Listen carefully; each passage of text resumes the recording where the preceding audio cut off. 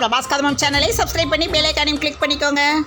திமுகவுக்கு வாக்களிக்க வேண்டாம் என ஆடியோ வெளியிட்டதால் வேத வித்யா குருகுலம் நிர்வாகி சீதாராமன் மீது தாக்குதல் நடத்தினர்.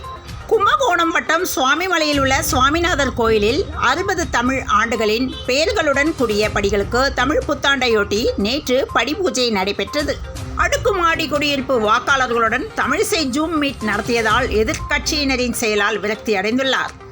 உதயநிதி வந்த ஹெலிகாப்டரில் பறக்கும் படையினர் சோதனை நடத்தினர். காதல் விவகாரத்தில் துப்பாக்கி முனையில் மருத்துவக் கல்லூரி மாணவருக்கு மிரட்டல் கொடுத்த 2 மாணவர்கள். சென்ட்ரல் ரயில் நிலையம் அருகே பரபரப்பு ஏற்பட்டுள்ளது. ரயில் நிலையத்தில் ரூபாய் 3,99,00,000 ரொக்கம் கைப்பற்ற விவகாரத்தில் திருநெல்வேலி மக்களவைத் தொகுதி பாஜக வேட்பாளர் நயினார் நாகேந்திரனுக்கு தாம்பரம் போலீசார் சம்மன் அனுப்பியுள்ளனர். தமிழகத்தில் மீன்பிடி தடைக்காலம் தொடங்கிய நிலையில் 15,000 விசைப்படகுகள் 2 மாதங்களுக்கு கடலுக்கு செல்லாது என தகவல் வெளியாகியுள்ளது. தமிழகம் மற்றும் புதுச்சேரியில் மல்லிகார்ஜுன் கார்கே இன்று பிரச்சாரம் செய்ய உள்ளார். இந்த கல்வி ஆண்டின் இறுதி பணி நாள் 26ஆம் தேதியுடன் முடிவடைவதாக பள்ளி கல்வித்துறை அறிவித்துள்ளது. மேலும் 24ஆம் தேதி முதல் 26ஆம் தேதி வரை பள்ளிகள் இயங்கும் என்று பள்ளி கல்வித்துறை அறிவித்துள்ளது.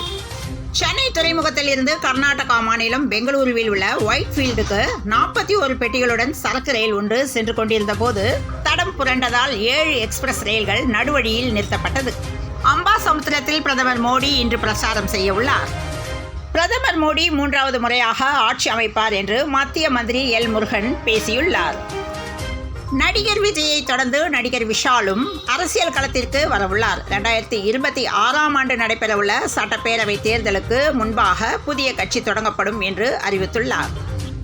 திருவள்ளூர் மக்களவை தொகுதியில் தபால் வாக்குகளை செலுத்துவதில் குளறுபடி ஏற்பட்டுள்ளதாக அரசு ஊழியர்கள் புகார் அளித்துள்ளனர். மாற்றம் வேண்டுமென மக்கள் நினைக்கின்றனர் என அன்புமணி ராமதாஸ் பேசியுள்ளார். மகளிர் உரிமை திட்டத்தை சிறப்பாக செயல்படுத்தி வரும் முதலமைச்சர் மு.க. ஸ்டாலினுக்கு பாராட்டுகள் என சுப்ரியா சுலே பதிவு செய்துள்ளார். ஜூம் மீட்டிங் பிரசாரத்தில் ஆபாச படம் என தமிழிசை சவுந்தரராஜன் கண்டனம் தெரிவித்துள்ளார். ஆளும் கட்சியும் வேண்டாம், ஆண்ட கட்சியும் வேண்டாம் என மக்கள் முடிவு செய்துவிட்டதாக அன்புமணி ராமதாஸ் பேசியுள்ளார். ஆந்திராவில் குழந்தை திருமணத்தில் இருந்து தப்பித்து தனது கல்வியை தொடர்ந்த மாணவி 11ஆம் வகுப்பில் முதல் மதிப்பெண் பெற்று அசத்தியுள்ளார். அதிமுகவை அழிக்க நினைப்பவர்கள் அழிந்து போவார்கள் என எடப்பாடி பழனிசாமி பேசியுள்ளார். விருதுநகர் தொகுதியில் பாஜக சார்பில் போட்டியிடும் ராதிகா சரத்குமார் தாம் வெற்றி பெறுவதற்கான சாதகமான சூழல் நிலவுவதாக தெரிவித்துள்ளார்.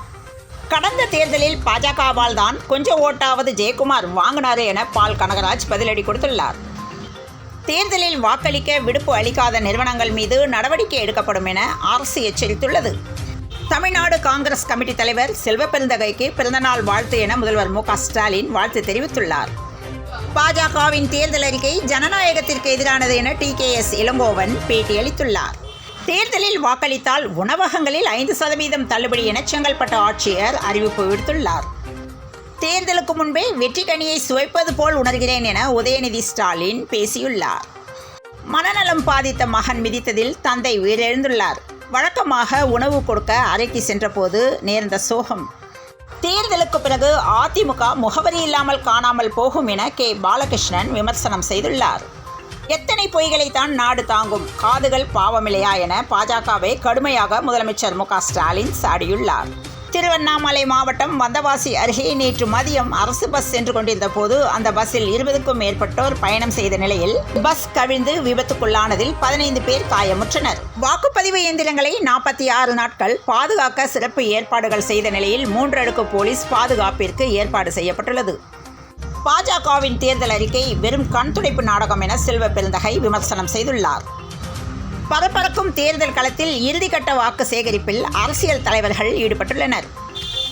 மத்திய பிரதேச மாநிலம் ரேவா மாவட்டத்தில் உள்ள மணிக்கம் கிராமத்தில் 6 வயது சிறுவன் ஒருவன் கடந்த திங்கட்கிழமை விளையாடிக் கொண்டிருந்த போது ஆழ்துளை கிணற்றில் தவறி விழுந்துள்ளான். ஆழ்துளை கிணற்றில் விழுந்த சிறுவன் பரிதாபமாக பலியானான். எங்கள் அணியின் இளம் விக்கெட் கீப்பர் விலாசியம் 3 சிக்ஸர் வெற்றிக்கு உதவியது என ருத்துராஜ் வேடிக்கையாக பேசியுள்ளார். சிவம் துபேயின் அதிரடி ஆட்டம், பத்திரானாவின் சிறப்பான பந்து வீச்சு மற்றும் தலதோனியின் 20 ரன்கள் ஆகியவை சென்னை சூப்பர் கிங்ஸ் அணிக்கு வெற்றியை தேடி தந்துள்ளது. மும்பை இந்தியன்ஸ் அணிக்கு எதிரான போட்டியில் முதலில் களமிறங்கி பேட்டிங் செய்த சென்னை சூப்பர் கிங்ஸ் அணி 206 ரன்களை குவித்தது. சென்னையில் தங்கம் விலை நேற்று ஒரே நாளில் ரூபாய் 600 உயர்ந்து ரூபாய் 54,840 என்ற புதிய உச்சத்தை அடைந்தது. தமிழகத்தில் கோடை வெயில் உக்கிரம் கடந்த 2 வாரங்களுக்கு முன்பு தொடங்கிய நிலையில் அடுத்த 2 நாட்களுக்கு கொடூர வெயில் தாக்கும் என வானிலை ஆய்வு மையம் தகவல் தெரிவித்துள்ளது. தொடர்ந்து இணைந்திருங்கள் பிரபாஸ் கதம்பம் செய்திகளுடன். மீண்டும் மற்றும் ஒரு செய்தியில் சந்திப்போம். வணக்கம்.